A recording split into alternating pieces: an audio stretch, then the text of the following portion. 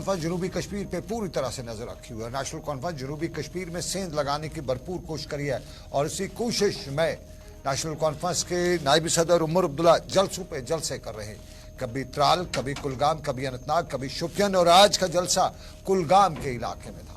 और national conference कारकुनान को उमर अब्दुल्ला ने अपनी तकरीर में जलसे के दौरान नेशनल कॉन्फ्रेंस को मजबूत बनाने की बात की और मजबूत बनाने के साथ साथ जम्मू कश्मीर के हालात भी बयान किए। नेशनल कॉन्फ्रेंस के दूसरे लीडरान में अली मोहम्मद सागर, सकीना यतू, नासिर असलम वानी, अब्दुल मजीद लारमी और दूसरे लीडरान ने अपनी तकारीर में 370 को खूब याद किया, खूब दोहराया और साफ जाहिर है कल 11 दिसंबर की तारीख पर नजर भी रखी। 11 दिसंबर की तारीख को दोहराते हुए इन लीडरान ने बताया कि जम्मू कश्मीर के हवाले से बड़ा फैसला आने जा रहा है और उसी फैसले की बात उमर अब्दुल्ला ने अपनी तकरीर और तकरीर के साथ साथ मीडिया इंटरेक्शन में भी की। उमर अब्दुल्ला ने अपनी तकरीर में दिल्ली पर इल्ज़ाम आयद किए और जम्मू कश्मीर की सियासत को कहीं न कहीं एक तरफा खींचने का इल्ज़ाम आयद करते हुए बताया कि बीजेपी बड़ी कोशिशें कर रही है कि जम्मू कश्मीर में कहीं से वो अपनी पतवार सीधी कर सके, लेकिन ऐसा हो नहीं रहा है और यही वजह है कि कवानीन पे कवानीन लाए जाते हैं। जम्मू कश्मीर में कवानीन की बात करते करते उमर अब्दुल्ला ने पार्लियामेंट में महुआ मथुरा के कल के केस पर भी अपना रद्द करते हुए बताया कि अफसोस का मुकाम है कि किसी को बर्खास्त किया जाता है लेकिन उससे सुनने का मौका भी नहीं दिया जाता है, उसकी रिप्रेजेंटेशन को कबूल भी नहीं किया जाता है। ये उमर अब्दुल्ला ने जनूबी कश्मीर के कुलगाम में बताया। जरा सुनिए उमर अब्दुल्ला को और उसके बाद हम बताएंगे कि उमर के साथ साथ दूसरे भी मामला थे।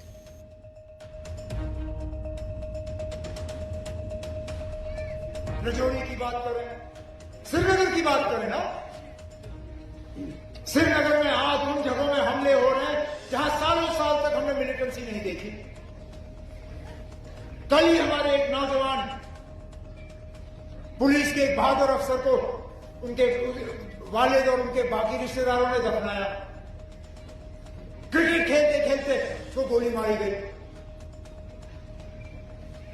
अगर ये बंदूक 370 की वजह थी तो 370 को हटते हुए अब 4 साल हो गए। आज क्यों ये बंदूक का असर अभी भी देखने को मिल रहा है? आखिरकार कहीं ना कहीं आपके कहने और करने में फर्क है। आप जम्मू कश्मीर को पूरी तरह समझ नहीं पाते हो और इसलिए हम जैसे लोग जो बात करते हैं, फंक्शनों में आते हैं, लोगों से मुलाकात करते हैं, आप हमें बंद करने की कोशिश करते हो, डर जाते हो। हम आपको 11 तारीख को घरों में बंद करेंगे। अरे हाँ, फैसला निकलने दीजिए। फैसले में कोई अगर ऐसी बात होगी जिसके बुनियाद पर आपको लगता है कि माहौल बिगड़ जाएगा, फिर हम देखें। और ये देखिए ना, माहौल बिगाड़ने वाले कौन है?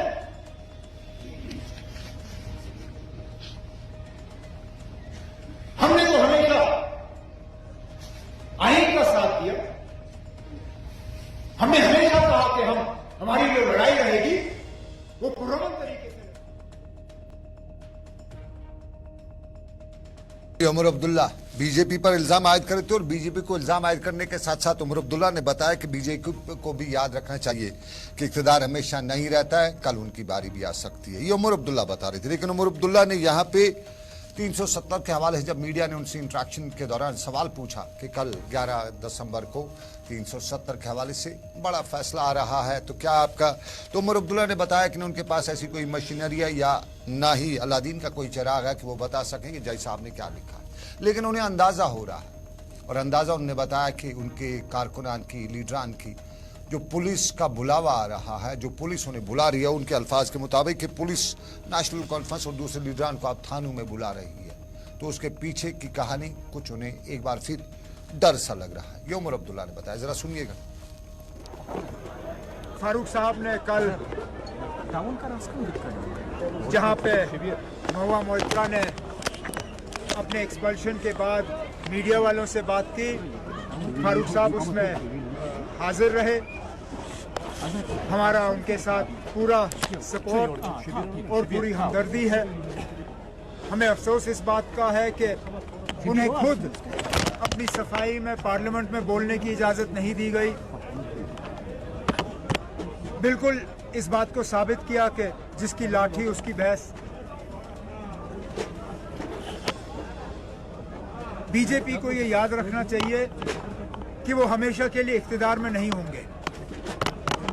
बदकिस्मती से आज जो ये रास्ता अपना रहे हैं, कल को कहीं यही चीजें उनके खिलाफ इस्तेमाल ना हो। जमहूरियत का इस तरह कत्ल नहीं किया जाना चाहिए। हम सब जो या तो पार्लियामेंट में जाते हैं, असेंबली में जाते हैं, हमारी कोशिश ये रहनी चाहिए कि इंस्टीट्यूशंस को हम संभाल के रखें, उन्हें बचा के रखें, जो कि अफसोस से कहना पड़ता है आज वो हाल नहीं है। उमर साहब है जो दावे से ये कह सके कि हमें पहले से ही मालूम है कि क्या होने जा रहा है। मेरे पास ऐसी कोई मशीनरी नहीं है, न मेरे पास ऐसा कोई तरीका है जिससे कि मैं आज ही पता लगा सकूं कि उन 5 ऑनरेबल जजेस के दिल में क्या है या उन्होंने जजमेंट में क्या लिखा है। मैं सिर्फ उम्मीद कर सकता हूं, मैं दुआ कर सकता हूं कि जो फैसला होगा वो हमारे हक में होगा, लेकिन मैं कोई दावा तो कर नहीं सकता हूं कि मुझे पहले ही मालूम है कि इसमें हमारी कामयाबी होगी। ना कोई ऐसा है जो ये दावा कर सके। हम फैसले के इंतजार में हैं, फैसला आ जाने दीजिए, उसके बाद बात करें।